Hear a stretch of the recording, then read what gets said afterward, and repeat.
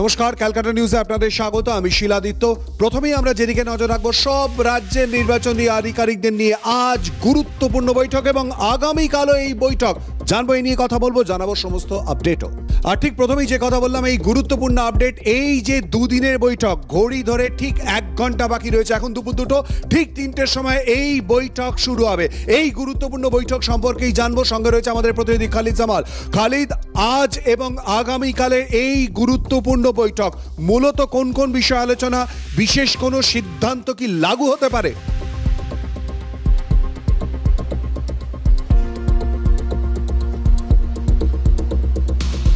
একেবারে শিলাদিত্য, দেখো, গুরুত্বপূর্ণ বৈঠক এই কারণেই বলা যেতে পারে, তার কারণ একেবারে বিহারের যখন এসআইআর সম্পন্ন হয়েছে এবং তারপরে নির্বাচন প্রক্রিয়া ইতিমধ্যে শুরু হয়ে গেছে, এরপরে কিন্তু পশ্চিমবঙ্গ সহ দেশের অন্য অন্য রাজ্যে যাতে এই এসআইআর প্রক্রিয়া কার্যকর করতে হয়, তার জন্য কিন্তু এই গুরুত্বপূর্ণ বৈঠক ডাকা হয়েছে, যেখানে সমস্ত রাজ্য এবং তার পাশাপাশি কেন্দ্রশাসিত যে রাজ্যগুলি রয়েছে তাদের সেই সমস্ত সিও এবং অ্যাডিশনাল সিওদেরকে নিয়ে কিন্তু এই গুরুত্বপূর্ণ বৈঠক।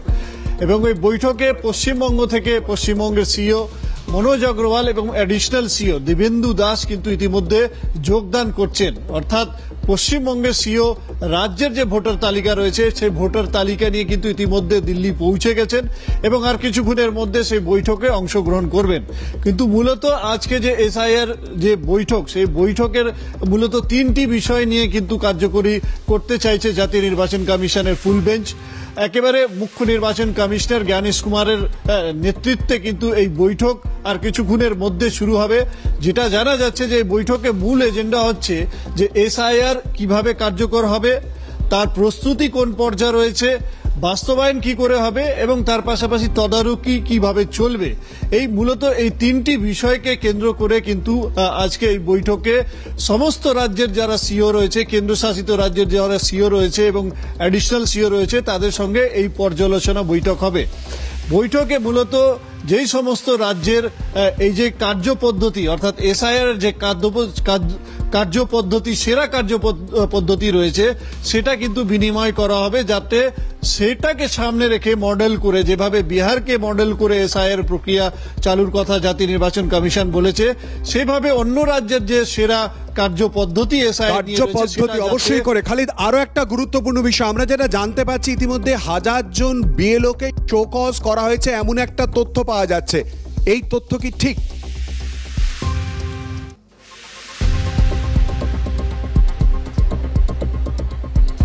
একেবারে শিলাদিত্য, দেখো, রাজ্যের মুখ্য নির্বাচনী আধিকারিক দপ্তর কিছুদিন আগেই কিন্তু রাজ্যের শিক্ষা দপ্তরকে একটা চিঠি দিয়েছিল।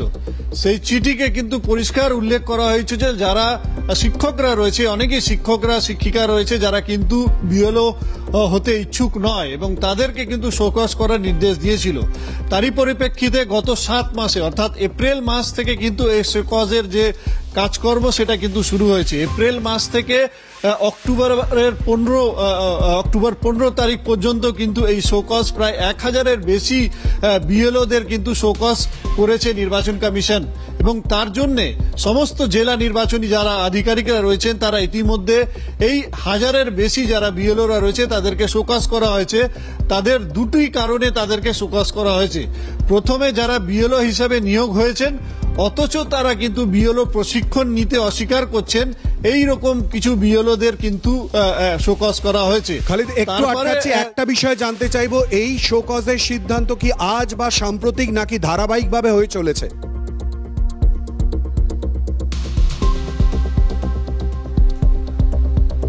না না শিলাদিত্য, একেবারে আজ নয়, এটা ধারাবাহিকভাবে হচ্ছে এবং এপ্রিল মাস দিয়ে কিন্তু কার্যকরী হচ্ছে। অর্থাৎ এপ্রিল মাস থেকে অক্টোবর পর্যন্ত এই 1000-এর বেশি সংখ্যা দাঁড়িয়েছে বিএলওদের শোকজ করার এবং এই শোকজ কিন্তু লাগাতার চলছে, এপ্রিল মাস থেকে লাগাতার চলছে। যেখানে যেখানে যে সমস্ত জেলাগুলিতে বিএলও দের নিয়োগ প্রক্রিয়া হচ্ছে না বা তারা অস্বীকার করছেন যে তারা বিএলও হতে চান না, তাদেরকে কিন্তু এই ধরনের নোটিশ সার্ভ করা হয়েছে। ধন্যবাদ খালিদ, অত্যন্ত গুরুত্বপূর্ণ আপডেট ইতিমধ্যে আমাদের প্রতিনিধি খালিদ জামাল আপনাদের সামনে তুলে ধরলো। আরো আপডেটের দিকে অবশ্যই করে আমাদের নজর থাকবে। আর ঠিক এই প্রসঙ্গটা যেটা জিজ্ঞেস করেছিলাম, অর্থাৎ 1000 জন বিএলও, প্রায় 1000 জন বিএলওকে যে শোকজের প্রসঙ্গ, এ নিয়ে ভাস্কর ঘোষের প্রতিক্রিয়া পেয়েছে আহ্বায়ক সংগ্রামী যৌথ মঞ্চে। তিনি কি বলেছেন আমাদেরকে শোনাবো। মধ্যে অনেকেই আছেন যারা কাজটা করতে পারছেন না বাধ্যবাধকতার কারণে। ধরুন কোনো একটা প্রাথমিক স্কুলে 4 জন শিক্ষক আছেন, 3 জনকে তুলে নেওয়া হয়েছে, তার মধ্যে একজন বলছেন যে আমি ডিউটি করবো না, হলে স্কুলটা বন্ধ হয়ে যাবে। কোনো হাই স্কুলে ধরুন একটা সিঙ্গেল টিচার, মানে একজন শিক্ষক আছেন, তিনি ওই সাবজেক্টে উনি একাই শিক্ষক, তাহলে তাকে ছেড়ে দিলে তো ওই সাবজেক্টটা পড়ানো বন্ধ হয়ে যাবে। এইরকম কারো মেডিকেল ইস্যু আছে, এইরকমভাবে যারা ডিউটি নেয়নি তাদেরকে কিন্তু ধারাবাহিকভাবে শোকজ করা হচ্ছে, তারা উত্তর দিচ্ছেন। তারপরে দেখা যাচ্ছে অনেক ক্ষেত্রেই নির্বাচন কমিশন তাদের নামগুলোকে বদল করে দিচ্ছেন। গণহারে সেইভাবে শোকজ করার কোনো খবর আমাদের কাছে অন্তত নেই। আর এই বক্তব্যের পাল্টা বিজেপি নেতা জগন্নাথ চট্টোপাধ্যায় তিনি কি বলেছেন শোনাবো।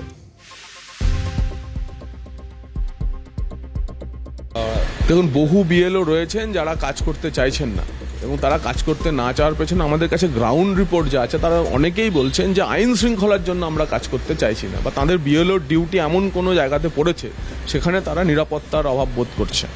তো যার ফলে কিন্তু নির্বাচন কমিশনের, ভারতীয় নির্বাচন কমিশনের যে দেওয়া ডিউটি, সেই ডিউটি কার্যত আপনি জেনে রাখবেন যে সংবিধান স্বীকৃত। তার ফলে নির্বাচন কমিশনেরও অধিকার আছে তাদেরকে জিজ্ঞাসা করার। কিন্তু তার থেকেও গুরুত্বপূর্ণ যেটা, আবার এই বিএলও নিয়োগ নিয়েও একটা ফ্রড শুরু হয়েছে। আমরা যে 6-6.5 হাজার বিএলওকে চিহ্নিত করে দিয়েছিলাম স্থায়ী কর্মী, সেই স্থায়ী কর্মীদের বাদ দিয়েও ইলেকশন কমিশনের গাইডলাইন আসার পরে তো অস্থায়ী কর্মীদের বহু জায়গায় বিএলও রাখা হয়েছে।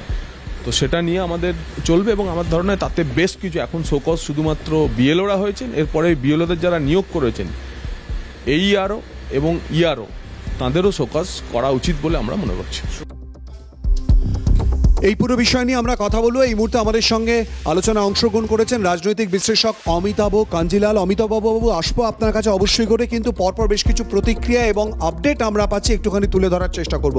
এই মুহূর্তে আমাদের সঙ্গে সরাসরি রয়েছে আমাদের প্রতিনিধি প্রীতিশ বন্দ্যোপাধ্যায়। প্রীতিশ, যেটা আমরা জানতে পারছি, বিজেপি, রাজ্য বিজেপির অন্দরে এসআইআর নিয়ে গুরুত্বপূর্ণ বৈঠক শুরু হয়েছে, কি জানতে পারছো, কারা উপস্থিত?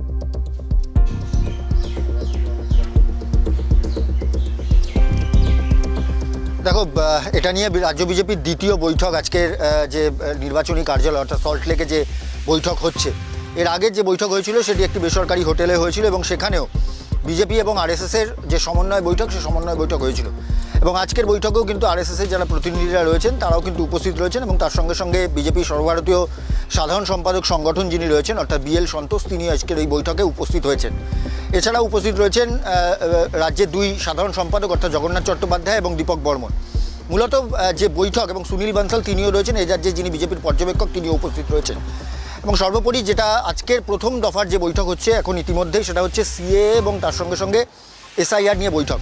এবং এসআইআর যদি ধরে নেওয়া যেতে পারে যে আগামী মাস থেকেই যদি লাগু হয়ে যায়, বা এসআইআরের কাজ যদি ইতিমধ্যেই জাতীয় নির্বাচন কমিশন যদি আগামী মাস থেকেই যদি শুরু করে দেয়, তাহলে এই পরিস্থিতিতে দাঁড়িয়ে যারা বিএলএ রয়েছেন, অর্থাৎ যারা যে সমস্ত রাজনৈতিক যারা এজেন্টরা রয়েছেন, অর্থাৎ বুথ লেভেল যারা এজেন্টরা রয়েছেন, তাদের কাজ ঠিক কীভাবে কী হবে, বা এলাকাভিত্তিকভাবে বুথের যারা যে সমস্ত ভোটাররা রয়েছেন তাদের যে তালিকা, সেই তালিকা নিয়ে তারা কি পরিস্থিতিতে এখন ফেস করছেন, অর্থাৎ তালিকার মেলানোর যে কাজ, সেই কাজ কতটা পর্যন্ত এগিয়েছে, সেই সমস্ত বিষয় নিয়ে যেরকম আলোচনা হচ্ছে, তাৎপর্যপূর্ণভাবে সিএএ নিয়েও শিলায়িত্ব বৈঠক হচ্ছে।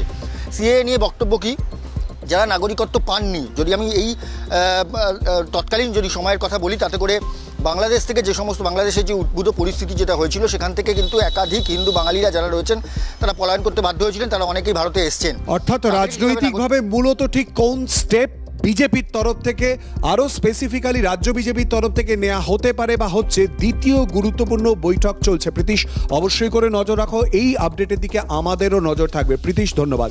আর এরই মধ্যে যেটা আমরা জানতে পারছি, আগেও জানিয়েছিলাম, কিন্তু এবারে গুরুত্বপূর্ণ একেবারে তারিখ ধরে রীতিমতো সিদ্ধান্ত, এসআইআর নিয়ে পথে নামছে 2রা নভেম্বর থেকে রাজ্যের শাসক দল তৃণমূল কংগ্রেস। এ নিয়ে জানবো আপডেট আরও। আমাদের সঙ্গে রয়েছে আমাদের প্রতিনিধি রাজা সাহা। রাজা, কি জানতে পারছো? দেখো, তোমাকে বলি যে এসআইআর এর বিরোধিতা করে পথে নামছে তৃণমূল কংগ্রেস। উৎসবের মরশুম শেষ হওয়ার সঙ্গে সঙ্গে কিন্তু একেবারে সভা করার পরিকল্পনা তৃণমূল কংগ্রেসের। তোমাকে বলি যে আমরা যেমনটা জানতে পারছিলাম সূত্র মারফত, যে আগামী 2 তারিখ অর্থাৎ 2রা নভেম্বর শহীদ মিনারে অভিষেক বন্দ্যোপাধ্যায়, মমতা বন্দ্যোপাধ্যায় এসআইআর এর বিরুদ্ধে সভা করতে পারে। কিন্তু আমরা যেটা সূত্র মারফত জানতে পারছি যে ওই সময় শিখ সম্প্রদায়ের একটি অনুষ্ঠান থাকায় শহীদ মিনার পাওয়া যাচ্ছে না। ফলত দ্বিতীয় বিকল্প জায়গার খোঁজ ইতিমধ্যেই শুরু করে দিয়েছে তৃণমূল কংগ্রেস। তার কারণ, যদি শহীদ মিনারে সভা করতে হয় তার জন্য অপেক্ষা করতে হবে 12ই নভেম্বর পর্যন্ত। তৃণমূল সূত্রে খবর যে তত দেরি করতে চাইছে না শীর্ষ নেতৃত্ব। তারা চাইছে যত দ্রুত সম্ভব একেবারে রাস্তায় নামতে। শহর কলকাতা আবার তোমাকে বলি একটা বড় জনসমাবেশ করবে তৃণমূল কংগ্রেস, এবং তারপর ব্লকে ব্লকে জেলায় জেলায় প্রত্যেকটি জায়গায় কিন্তু এসআইআর এর বিরুদ্ধে সভা করবে তৃণমূল কংগ্রেস। এবং অভিষেক বন্দ্যোপাধ্যায়ের নির্দেশে ইতিমধ্যেই সেই প্রস্তুতিও শুরু করে দিয়েছে দল, এমনটাই সূত্রের খবর।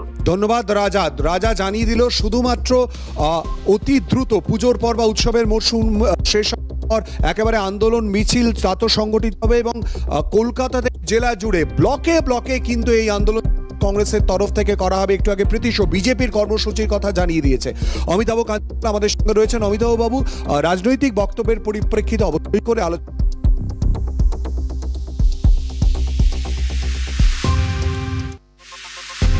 ইতিমধ্যে নির্বাচনী আধিকারিকদের নিয়ে শুরু হয়ে গিয়েছে, যেখান থেকে হয়তো বড় সিদ্ধান্ত ঘোষণা হতে পারে। এক, দ্বিতীয়ত যদিও ধারাবাহিক পদ্ধতি 1000 জন বিএলওকে মধ্যে শোকজ করা হয়েছে, বিশেষ কিছুর ইঙ্গিত মনে হয় নাকি না স্বাভাবিক পদ্ধতি?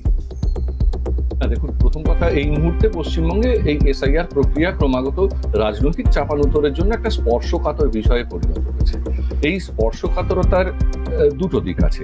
একটা হচ্ছে সাংবিধানিক প্রক্রিয়াগত দিক। নির্বাচন কমিশন যে পদ্ধতিতে বিষয়টাকে পরিচালনা করতে চাইছে এবং সেখানে সরকার তাদের যে সহযোগিতা করবার কথা, সেই সহযোগিতার জায়গায় সাংবিধানিক দায় দায়িত্ব পালন করতে এই রাজ্যের সরকার সদিচ্ছা দেখাচ্ছে কিনা, সেই প্রশ্নে একটি সংঘাতের জায়গা।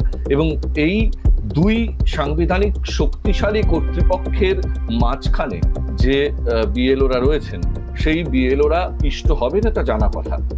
ফলে এই সরকারের কাছ থেকে, বর্তমান শাসক দলের কাছ থেকে, যার ক্ষমতায় আসা থেকে এ পর্যন্ত রেকর্ডে স্বচ্ছতা শব্দটি প্রায় অভ্যাসের বাইরে, সেই সরকারের কাছ থেকে একটি স্বচ্ছ বিএলও তালিকা পাওয়া যাবে, বা বিএলও কর্মচারী হিসেবে যে রাজ্য সরকারি কর্মচারীদেরকে বিএলও হিসেবে তারা নিয়োগ এর জন্য প্রস্তাব করবেন, সেই তালিকা যে যথেষ্ট স্বচ্ছ, ত্রুটিমুক্ত, ন্যায্য এমন একটি তালিকা তারা দেবেন, এটা প্রত্যাশা একেবারেই ছিল না। সম্ভবত নির্বাচন কমিশনও সেটা বুঝতে পারেন এ রাজ্যের রাজনীতির ধরন দেখে। আমরা তো আগেই আন্দাজ করেছিলাম। স্বাভাবিকভাবেই এই নাম ছাঁটাই, শোকজ ইত্যাদিগুলো এই এসআইআর এর প্রক্রিয়ার অঙ্গ হয়ে উঠবে, এবং তাকে নিয়ে পরিস্থিতি মানে গরম হবে, সরগরম হবে, জনসমক্ষে আসবে কিছু বিষয় তলায় চাপা পড়ে যাবে। এই প্রক্রিয়াটা সাইমুলটেনিয়াসলি চলতে থাকবে এসআইআর এর সাথে সাথে। এটা একটা দিক। আরেকটা দিক হচ্ছে যেটা রাজনৈতিক দিক। এসআইআর হওয়া না হওয়া তার পদ্ধতিগত দিক নিয়ে সরাসরি রাজনীতির ময়দানে শাসক এবং বিরোধী পক্ষের যে আকচাকচি দেখছি, সেই আকচাকচিতে শাসক দলের স্বার্থটা খুব পরিষ্কার, বিরোধী দলের স্বার্থটার জায়গাতে আমার কেমন একটা ঘোলাটে বলে মনে হচ্ছে পরিস্থিতিটা। অর্থাৎ কিনা, তারা কি মনে করছেন রাজনৈতিক আন্দোলন বা বিকল্প উন্নয়নের বার্তা দেওয়ার বদলে এসআইআর কে হাতিয়ার করে ক্ষমতায় আসা যাবে? তাই এসআইআর কে যেন তেন প্রকারেণ আঁকড়ে ধরে এসআইআর এর ভিত্তিক রাজনীতি করবার একটা চেষ্টা চালাচ্ছেন বিরোধী রাজনৈতিক দল। নতুবা এসআইআর একটা সাংবিধানিক প্রক্রিয়া, তা নিয়ে বিরোধী রাজনৈতিক দলের খুব বেশি মাথা ব্যথা হওয়ার কারণ নেই। তো শাসক দলের মাথা ব্যথার কারণ আছে, তারা বিরোধিতা করছে, সেটা খুব স্পষ্ট। তার জন্য আইন আছে, আদালত আছে, সাধারণ নাগরিক সমাজ আছে, তারা ভাববেন, ভোটদাতারা ভাববেন। কিন্তু বিরোধী দল যেভাবে এসআইআর কে সমর্থন করে যেন ওই প্রায় ডুবন্ত মানুষের একটা খড়কুটো পেয়ে যাওয়ার মতো একটা হাবভাব তারা দেখাচ্ছেন, যে যদি সেটা তাই হয় তাহলে বলতে হবে বিরোধী রাজনীতির স্পেসটা খুব এতটাই দুর্বল, এতটাই এখনো পর্যন্ত অসংগঠিত, যে সামনেই নির্বাচন, সেখানে তারা কি করবেন? এসআইআর এর প্রসঙ্গটা যখন শেষ হয়ে যাবে, চ্যাপ্টারটা যখন দিন কয়েক পরে কাজ যখন শেষ হয়ে যাবে, রিপোর্ট বেরোবে, যে নাম বাছাই ছাঁটাই হয়ে যাবে, সেসব করবার পরে যখন তালিকা ঘোষিত হয়ে যাবে, তাই নিয়ে আবার তর্কাতর্কি চলবে, সেগুলো চলবে। কিন্তু এইটার উপর ভিত্তি করে বিরোধী রাজনীতির স্পেস কি তৈরি হবে? খুব গুরুত্বপূর্ণ প্রশ্ন অমিতাভ বাবু তুলেছেন। আমি একটুখানি থামাচ্ছি, আবারও আপনার কাছে আসবো। আপনি একটু আগেই বললেন না, রাজনৈতিক বক্তব্য, পাল্টা বক্তব্য এসআইআর নিয়ে থাকবে, এবং যেটা আরো যত দিন এগোবে তত যে বাড়বে তা নিয়ে সন্দেহ নেই। আপনার কথার প্রসঙ্গেই কল্যাণ বন্দ্যোপাধ্যায় এসআইআর প্রসঙ্গে বলতে গিয়ে অমিত শাহকে উদ্দেশ্য করে কি বলেছেন, তার পাল্টা জগন্নাথ চট্টোপাধ্যায় কি বললেন শোনাবো। ভারতবর্ষে হোম মিনিস্টার সব জায়গায় গুন্ডাইজম চালাচ্ছে, গুন্ডাইজমের বাইরেও কিছু জানে না। সংবিধানে কি আছে না আছে সেটা সম্বন্ধে সংবিধানে ওর জানা নেই। তাই সংবিধানের মধ্যে কারা কাজ করছে, সংবিধানের বাইরে কারা কাজ করছে, ও কি করে জানবো? মমতা ব্যানার্জি সম্বন্ধে বলে গেছে যে ওর ব্যাকগ্রাউন্ড কি? গুজরাটের গুন্ডা, এই তো ওর ব্যাকগ্রাউন্ড। এই ব্যাকগ্রাউন্ডের বাইরে তো কিছু না, গুন্ডাইজম করে গুজরাটে ক্ষমতায় এসছে, এই তো ওর ক্ষমতা। ভারতবর্ষের সংবিধানকে ভেঙে দিয়েছে, ভারতবর্ষের ফেডারেল স্ট্রাকচার ভেঙে দিয়েছে, ভারতবর্ষের ধর্মনিরপেক্ষতাকে ভেঙে দিয়েছে, সব কিছু করেছে। দেখুন, কল্যাণ বন্দ্যোপাধ্যায় কখন মন্তব্য করেছেন এটা একবার আপনারা ভালো করে ক্যামেরা দিয়ে ধরুন, কারণ এর আগে হাতে বোতল নিয়ে সংসদের যৌথ কমিটির বৈঠকে উনি কি কাণ্ড করেছিলেন সেটা আপনারা জানেন। তারপর তো দলই তার বিরুদ্ধে লোকসভায় যে হুইপের দায়িত্ব ছিল সেখান থেকে সরিয়ে দিয়েছেন। আমার ধারণা উনি অ্যাটেনশন সিক করছেন ওনার নেতৃত্বের, যাতে আবার লোকসভার দায়িত্ব ওই হুইপের দায়িত্ব ফেরত পান। যতক্ষণ ফেরত না পাচ্ছেন এরকম চিৎকার চেঁচামেচি করবেন না। বাংলা অস্মিতার কথা যারা বলেন, বাঙালি সংস্কৃতির যারা কথা বলেন, তারা বলবেন যে এটা বলা যায় কিনা। আর আমাদের এসবে কিছু যায় আসে না, তৃণমূলের হতাশা বাড়ছে যত ভোট কাছে আসছে। অমিতাভ বাবু, আপনার বক্তব্যের শেষের অংশটা ধরে আপনাকে প্রশ্ন করতে চাইব। আপনি বলছিলেন যে রাজ্যে বিরোধী দল খড়কুটোর মতো এসআইআর কে আঁকড়ে ধরে এগোনোর চেষ্টা করছে, কেন এটা মনে হচ্ছে আপনার? তার কারণ দেখুন, পশ্চিমবঙ্গের রাজনীতির স্পেসে বিরোধী দল হিসেবে এখন যারা প্রধান বিরোধী দল বলে অন্তত সংখ্যার দিক থেকে তাদের যে রাজনীতিকে দেখেছি, সেই রাজনীতিতে একটা সময় দেখেছি তারা তীব্র হিন্দুত্বকে, উগ্র হিন্দুত্বকে নিয়ে রাজনীতি করার চেষ্টা করেছেন। এবার তারা যখন সেই তাসকে সজোরে খেলবার চেষ্টা করেছেন, মমতা বন্দ্যোপাধ্যায়ও বা তৃণমূল কংগ্রেসও তার বিপক্ষে একটি জোরালো তাস খেলেছে। ধরা যাক জগন্নাথ মন্দির তৈরি করা থেকে হোক বা মহাকাল মন্দির তৈরির ঘোষণা থেকে হোক, অর্থাৎ কিনা এই হিন্দুত্বের রাজনীতির পুরো কৃতিত্বটা বিজেপিকে একা নেওয়ার জায়গাতে যেতে দিচ্ছেন না মমতা বন্দ্যোপাধ্যায়। মেরুকরণে সরাসরি তাদেরকে লাভবান হওয়ার জায়গাটা, স্পেসটা পুরোপুরি ছেড়ে দেবে এমনটা নয়। আর সংখ্যালঘু ভোট প্রধান বিরোধী দল বিজেপির সঙ্গে সেইভাবে নেই, এটা খুব স্পষ্ট। আর যে মেজাজে বর্তমান বিরোধী দলনেতা বা তার অনুগামী অংশটা, বিজেপির সেই অনুগামী অংশটা তৎপরতা দেখাচ্ছেন, তার যে উগ্রতা, সেই উগ্রতাকে শিক্ষিত মধ্যবিত্ত বাঙালি খুব বেশি মাথায় তুলে নেবে এমনটাও ভাবার কোনো কারণ আমি অন্তত দেখছি না। ফলে স্বাভাবিকভাবে এই মুহূর্তে এই সরকারকে সমালোচনা করে, এই সরকারকে বিরোধিতা করে অন্য কোনো রাজনৈতিক, অর্থনৈতিক, সামাজিক, সাংস্কৃতিক যুক্তি তারা তৈরিই করতে পারছেন না।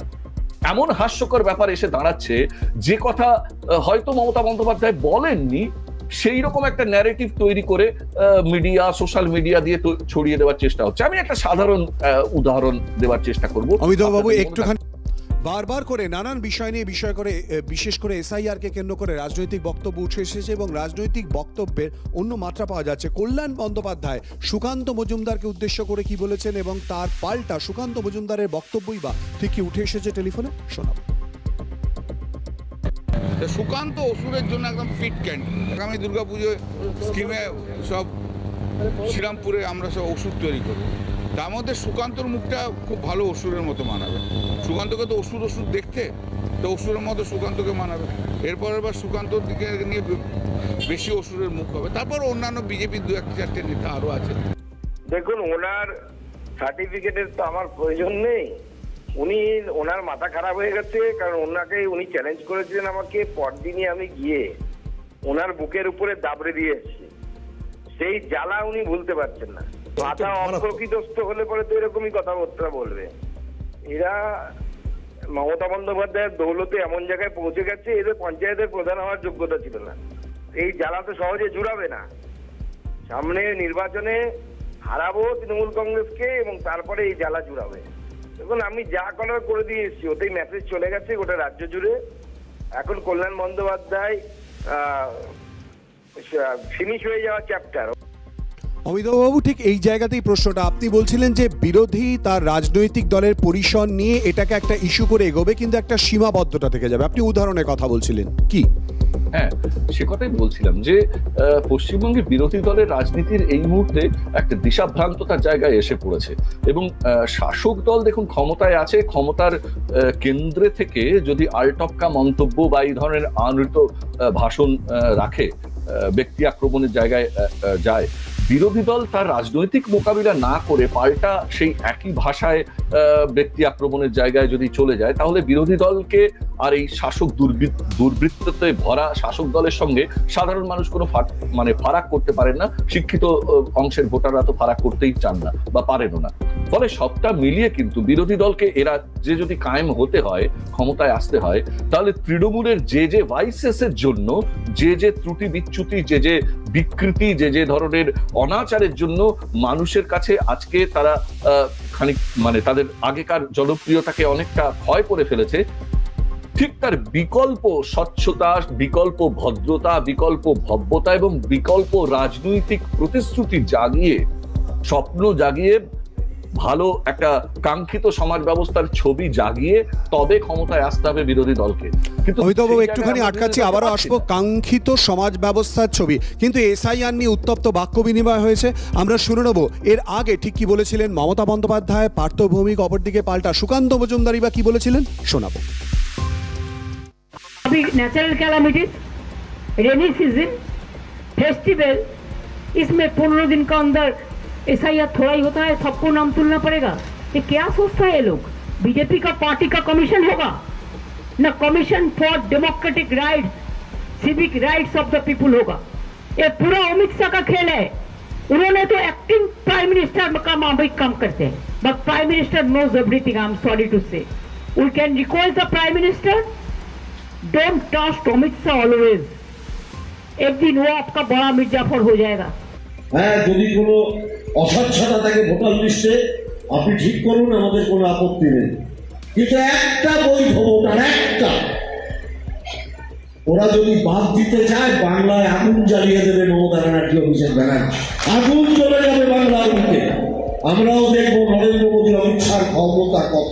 এসআইআর নিয়ে বিরোধিতা আমাদের বিরোধী রাজনৈতিক দলগুলো করছে, কিন্তু মমতা বন্দ্যোপাধ্যায় আর তার তৃণমূল কংগ্রেস যেভাবে বিরোধিতা করছে, হিংসাত্মক বিরোধিতা, সেই হিংসাত্মক বিরোধিতা কিন্তু কোনো বিরোধী দল করছে না। মমতা বন্দ্যোপাধ্যায় এবং তার দলের ভবিষ্যৎ এই এসআইআর এর মাধ্যমে যাদের নাম বাদ যাবে তাদের উপরেই ভিত্তি করে কি তৃণমূল কংগ্রেস জেতে? সেই জন্য মৌরসি পাট্টা চলে যাবে, জমিদারি চলে যাবে বলে এত রাগ? অন্যান্য রাজনৈতিক দল তো এই ধরনের শব্দ ব্যবহার করছে না।